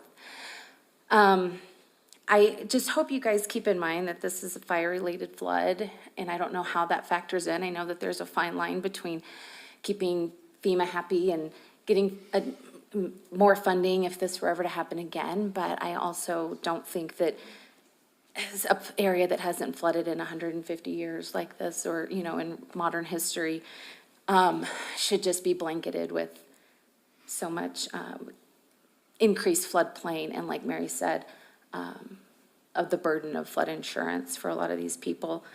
We are in the floodway. We've been in the floodway. We are told we can't rebuild. However, we have a neighbor that built brand new construction since 2014 in the floodway. So if these ordinances aren't changing, my curiosity is, how is that person able to build that home right next door to ours? If somebody can look into that, that would be great, or if you could guide me to who I would speak to, because I'd be curious as to why we can't rebuild, but they were given that permit. And lastly, you look at the racetrack. They were annihilated by the river. I think they're able to rebuild, but the average Joe can't. So also curious as to why that is. Those are all my questions. Thank you for listening. Yeah, thank you.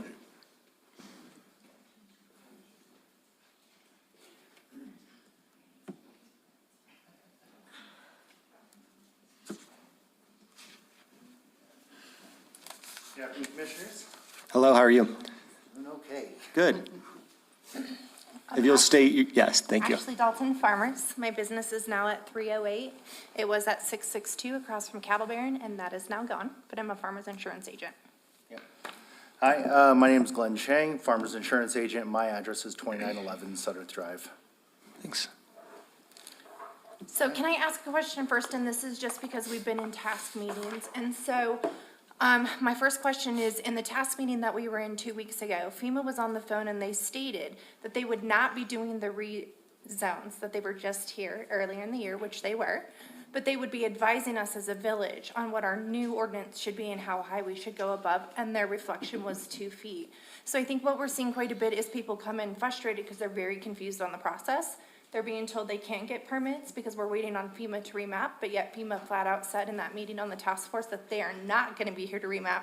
They're just gonna guide us on the remap. So I think that's one thing that people are getting kind of confusion on, that we'd like to help kind of clear up just a little bit on that. And also taking a look at the draft interim floodplain, I know this hasn't been adopted yet or anything like that, but I'm just noticing some discrepancies. So when Mary was alluding to how those high water marks were being determined and where those being set and how the floodplain and the floodways are going to affect future building, you know, the need for elevation, flow-throughs, like true flood-ready homes where there's vents that allow water to pass through, and the effectiveness, because they changed the way that they rate flood insurance in 2022. So elevation certificates no longer matter as much as they used to. They used to be the difference between thousands and thousands of dollars, whereas now it doesn't have that much. But just taking a look at specifically, if you look at Johnson Road, for example, that's where the garage got washed out into the middle of the street. I don't see Johnson Road being included in this entire new floodplain map draft. And I'm just wondering why there's discrepancies, why we're missing. So that's one of my concerns. And if this is the interim floodplain, is there an expiration on how long this will be in place? When we do finally get remapped? But then also the mapping to me seems a little premature, seeing as mitigation studies and all the efforts made to divert water flow and change everything hasn't been done yet. So why are we looking at this now? I feel like, why are we trying to do this thing twice? So that's one of my other concerns. And then to address another thing that Mary said, they are looking at legislation for what's called proximate causation. And that is to say that, as she alluded to, this is a fire-caused flood. Had the fire not scorched the earth, because essentially what's happening now, it's like pouring oil on a driveway. Is where the water is not being absorbed into the ground, which is creating new flood plains and creating damage that wouldn't have happened were it not for the wildfire. So there's also that type of stuff in the works. So just want to throw that out there and offer services as people in the field of insurance and how we can help the process. I think you're right on time. Perfect. Unless there's more to add. Thank you. Thank you for your comments. I think just for transparency's sake, I think some of that was outside of the scope of what's on our agenda today for this particular one, but I do appreciate the comments and now they're in the record, public record. So thank you.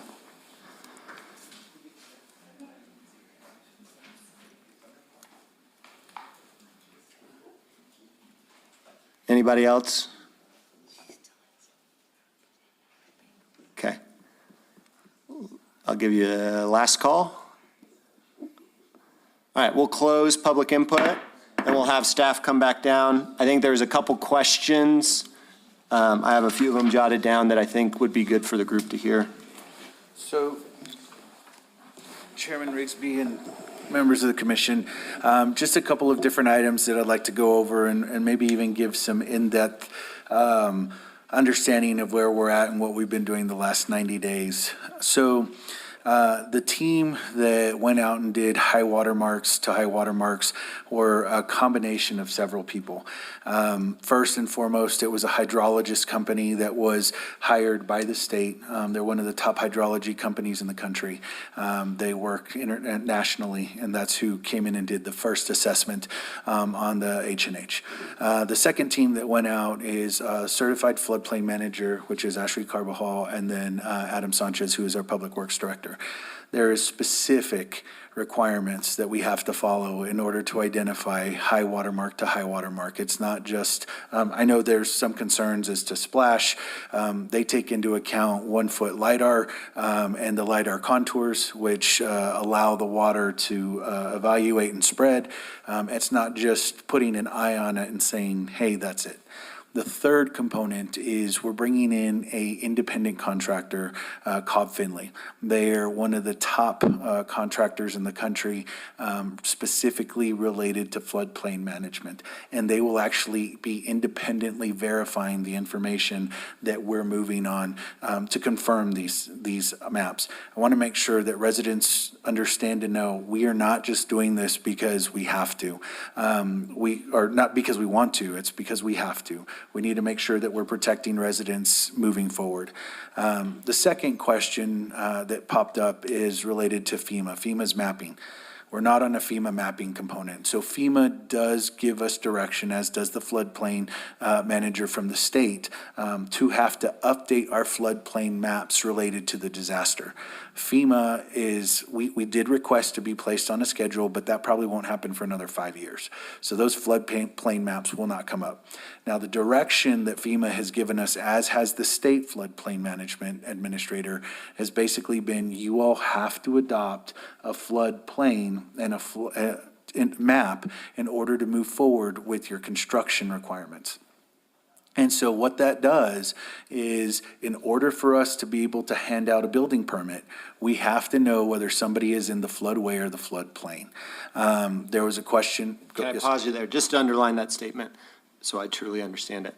We cannot build back unless we have a map. And so part of the reason we're moving quickly on this without the 5-year from now map is so we can get houses rebuilt. Correct. Okay, thank you. And the reason that we've done the 3-tier approach with professionals at every level to do it is exactly for the concern that the residents are expressing. We don't want to just throw something on the wall and make sure that it sticks. We are having 3 different entities do the exact same thing to make sure that the data that we received is verified, so that when council does have to have a discussion, they have the best data and information in front of them. It's not just something random that, I pulled someone from the street off of to go out and measure. That's not the case at all. And so these are all certified floodplain managers, engineers, hydrologists. They have been focusing specifically on what that looks like. So just to confirm that. On the question related to 2014, we did have a floodplain manager back in 2014. I am not sure why that person approved building in the floodplain. We will review it. I saw Alex take that down. If they did, they should not be. They should not have been allowed to build back. I can't speak to the individuals that were employed at that point in time or the processes that they used. The only thing that I can look at today and hold my staff accountable on is who's doing the work today and what the requirements are that we're following and what comes in front of this commission and what goes in front of council. But we will review and double check and see where that information's at and identify how that happened. I don't know if there's anything I can do about it, but we will double check and follow up on that. On the other items, so in the last 3 months, we're at 112 days, 13 days, where we've been focusing on a lot of this. I'm specifically a part of 6 task forces. Of those 6 task forces, we have state and federal individuals that are part of those task forces, and I meet twice a week with them on every single thing relating to housing, to floodplain, to debris, to economic development. And so there's a coordinated effort on everything that we do to make sure we're all on the same page. Specifically related to floodplain and floodway, we are doing a region-wide study that is taking into account everything from the H&H, which is hydrology and hydraulics, related to how the floodplain operates. Part of our data that we're collecting actually gets submitted into this much larger model of what that looks like. The reservation is doing it as well. The county is participating, and other entities are participating. We're constant meetings. I just met with Army Corps today, evaluating 4 different sites, whether it's NRCS, whether it's NMDOT. All of us are at the table, and we're having these discussions as to what's going to happen and to what needs to happen, and concerns and issues that are brought up. I receive calls daily, texts daily about where my house is here, my house is there, this is what the issues are that we're facing, and everyone is constantly brought to the table to have those discussions about where we're at. This is actually the fruits of all of those discussions over the last 3.5 months as to what's in front of you today. We are moving quickly, and we're moving quickly so that residents have the ability to come to the table and get a building permit.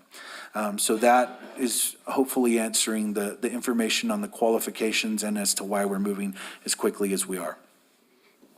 The other item is related to fire-caused flood. 100% true. The burn scars that were created across the village are massive. There's 5 major burn scars that we are playing with today.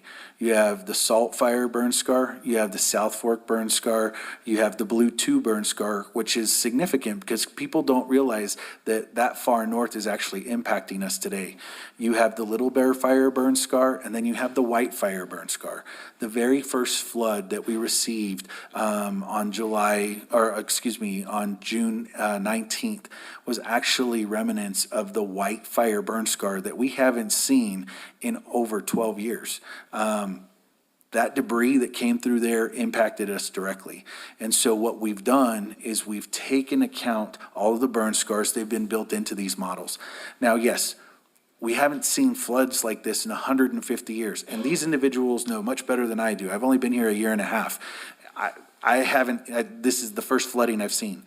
What I do know is that all of the professionals in the field are saying that these burn scars will cause flooding for the next 7 to 10 years. They are saying that the land will not heal up until then. We are doing diversionary projects. We have helicopters today, as of today, flying and dropping seed on the mountain to make sure that it gets pre-populated with grasses and other wild vegetation to help grow that land back. But we will be seeing these floods for at least the next 7 to 10 years, if not longer. And so the reason that we're doing these flood maps and the flood plain is to make sure that we're protecting residents for the future, not just tomorrow. And that is our biggest concern. I 100% take to heart everything that the individuals behind me have said. They've lived here, they've raised their families here. This is their livelihood. And so it's our job to protect their livelihood as we move forward. We don't want to take it away. We don't want to impact anyone negatively, but we do have to follow the rules and requirements that the federal government and the state government has given us. And so in doing so, we're trying to move as quickly as possible. Thank you. I believe there was some other questions, but I think that's most of them. The legislative, is that a state or federal is that the state trying to change the legislation on fire-caused floods, or federal legislation trying to change that? On the fire-caused floods, so in general, I believe that it's federal. We're following the guidelines across the board. The state is actually trying to advocate on behalf of the residents that are here locally. And what they're doing is they're trying. Lynn's saying state. State, it's the state, okay. The approximate causation legislation is state specific. It's in California and Oregon. They're working on New Mexico and Colorado right now. Okay. So the state is actually advocating right now on behalf of the residents, pushing back on the federal requirements, in the sense of some of the, and insurance may be able to speak to this more. We've been in the office of OSI. We've had weekly meetings with them. But one of the biggest issues that's a concern is that right now we're battling with having to get this hydrology report in as quickly as possible. Because the floods were caused by the fire, there are some insurance entities that are not insuring individuals because of the flooding. And so they had fire insurance, but they didn't have flood insurance. The state right now is working on a document that, through the work that our individuals on the ground are doing, through the state groups, they are advocating that and producing the models that basically say, yes, this fire scientifically caused the floods, and because of that, we are going to draft a letter that basically says their fire insurance should cover the flood impacts. And so that's a daily thing that we're advocating for as well and trying to fight with. But with that, I think those were the questions that were answered. I'm not sure if we missed any others. No, I think you hit I the think primary. there was one that Glenn had brought up, but that kind of just tails right into what you're talking about. So the fire-related floods, he was talking about Johnson Road. I did pull up the flood districts there. Yes. Johnson Road, if the properties potentially are flooding now and aren't within a flood district, I believe Ashley already clarified, we are not adding a new floodway just making modifications to what's out there. So if you're not seeing it listed, that's most likely just the impacts from the fire flood. And that is a very good point, because I believe it was made twice. One is the splash or just because of the fire and how that's impacted, and Ashley did clarify that. So there are some cases where someone is just being impacted because of that single instance. There's other cases where the true floodplain that we've evaluated is what people now have to be evaluated at, whether they flooded in this case or not. That's the natural floodplain that was identified. And so there is a way that, I just making sure, she's my floodplain manager. There is a way for people to be able to come back and say, hey, was there an issue or an area that maybe we do need to contest, or maybe that does need to be reevaluated? Let us know.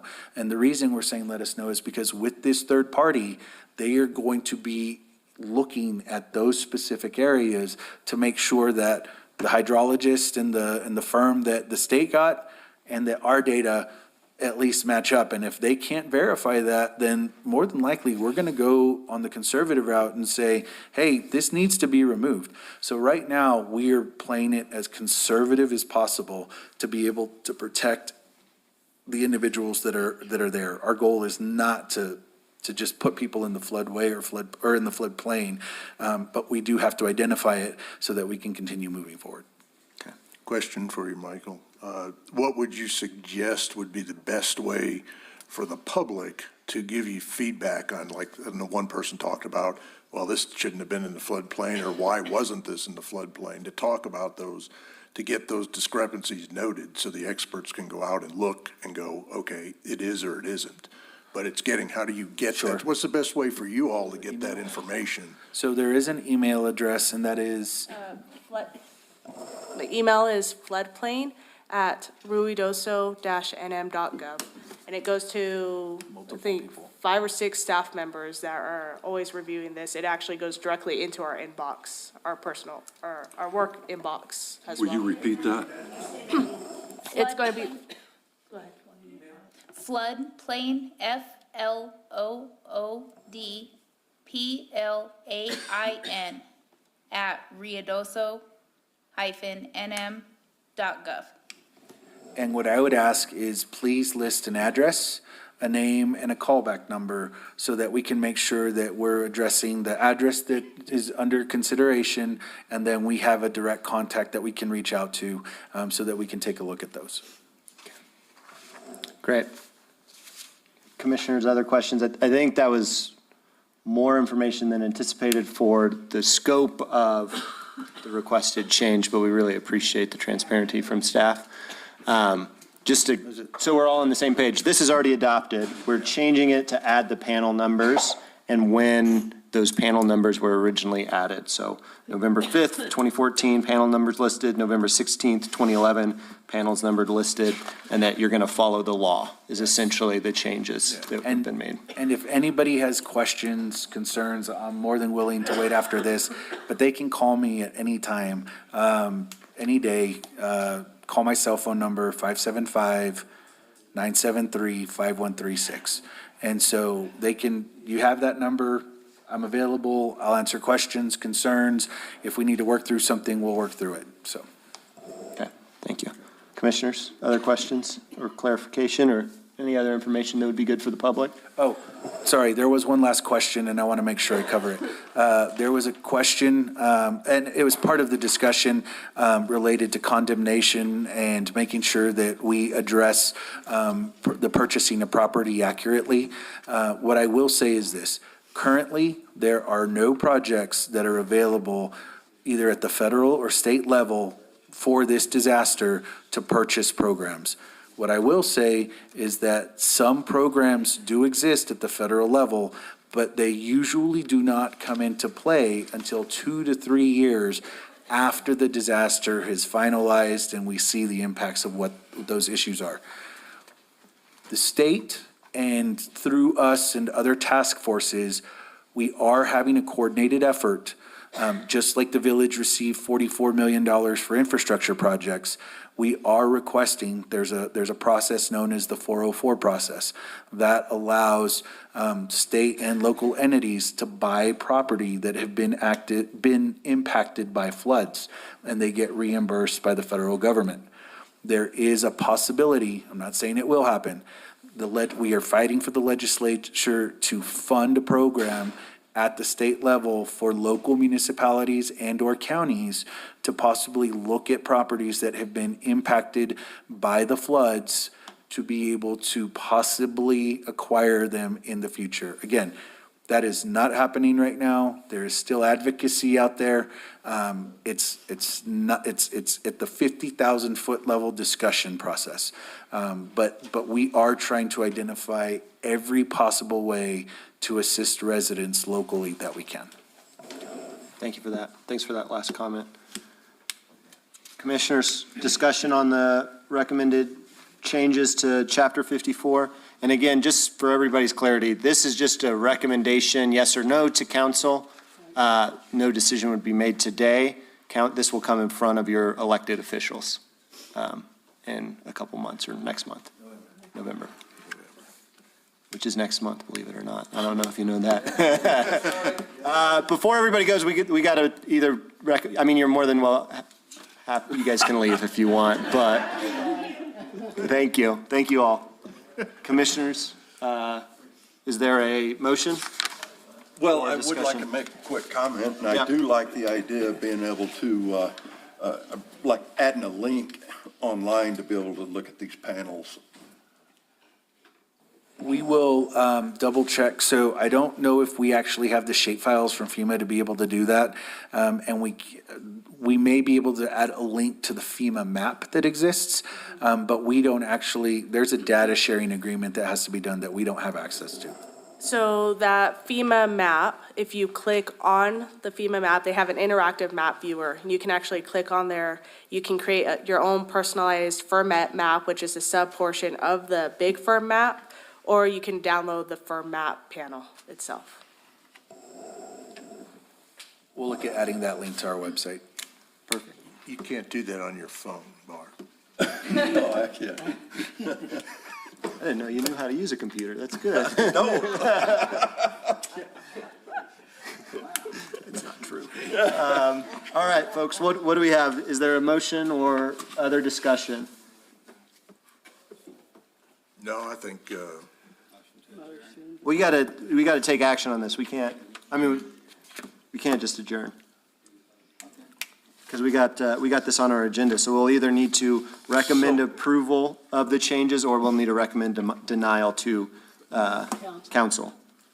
I move that we recommend the approval of the proposed additions to the ordinances, section 54-327 and section 54-329. Second. Okay, I have a motion and a second. Any discussion? All right, seeing none, we'll move to a roll call vote. Commissioner Byers? Aye. Commissioner Hall? aye. Commissioner McElina? Aye. Commissioner Richardson? Aye. Commissioner Rigsby? Aye, Commissioner Williams? Aye. Motion carries. great. Thank you. Thank you, staff. Thank you for the time today.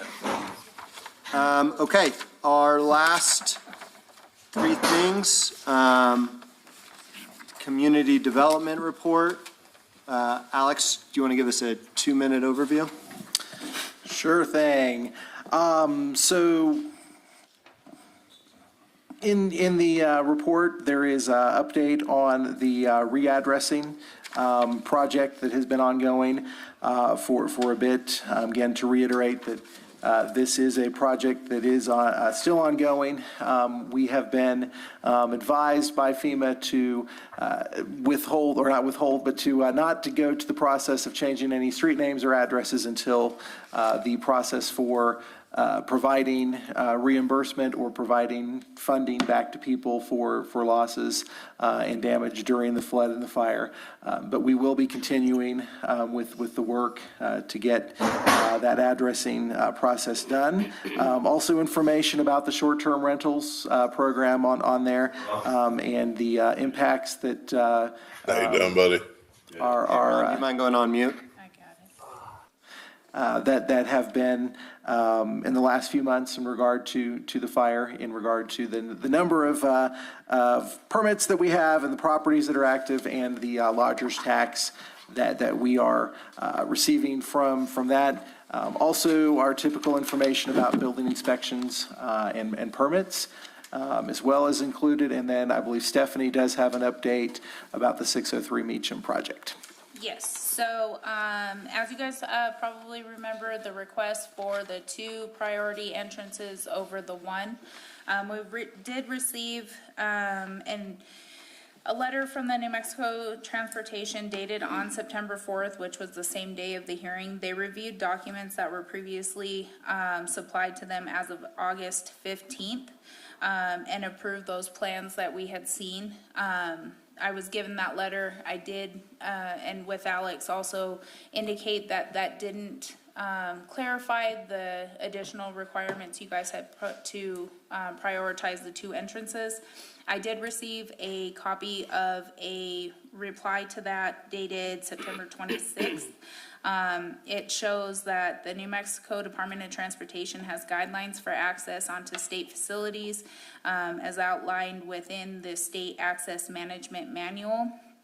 Guidance provides outlines for principal arterials, streets like Meacham Drive with a corridor with a 40-mile-an-hour speed limit. The spacing that is required for full access points is 1,320 feet in urban and rural settings. The frontage of this property does not meet the standards that would allow them to require the 2-foot. So the 1 entrance with the 3-part turn-in is what will be approved by the DOT. Okay. Thanks. It is what it is. Mm-hmm. And what are they gonna do with the seasonal creek? Yeah. That's identified during their engineering when they go and do those plans. Because it's directly where they're proposing that one entrance. Right. Yeah, they'll have to make modifications and supply that to DOT. Yeah, I And think. that's outside our purview. I think going forward, having that guidance, I mean, I guess it was publicly available that was the guidance from the DOT, but maybe we would have proposed something different. I still don't like that there's 1 entrance and then it splits into 2 drives and it takes up more of the natural landscape to have 1 entrance but 2 driveways. But that's an aside, so thank you. Anything else from Development Department? I would also, as was brought up during the discussion about the ordinance changes regarding floodplain management, we did include in your packet the current guidance that we have for obtaining a permit to rebuild in properties that were impacted by both either the fire or the floods, or in those cases, both. So that is in there. We are going to continue to revise that as information changes and the situation on that. But just to reiterate that we are not approving permits with the exception of with the flood information, but we're with properties that were impacted by the flood, those are on hold until we get the new ordinance and the new guidance put in place. Next month is the anticipated date for that. With that, but we are not withholding building permits for those properties that were impacted by just fire. Okay, thank you. Anything else? Okay, thanks, Alex. Thanks, Steph. We'll move to commissioners' comments then. Commissioners, anything to add? If not, I'd entertain a motion to I adjourn. move to adjourn. Got a motion to adjourn. Josh is quick. Second, I'm second. Josh wants to be second. Me second. All those in made the favor of motion. adjourning, say aye. Aye. Aye. Opposed? All right, we're adjourned. Thank you all for attending. Thank you.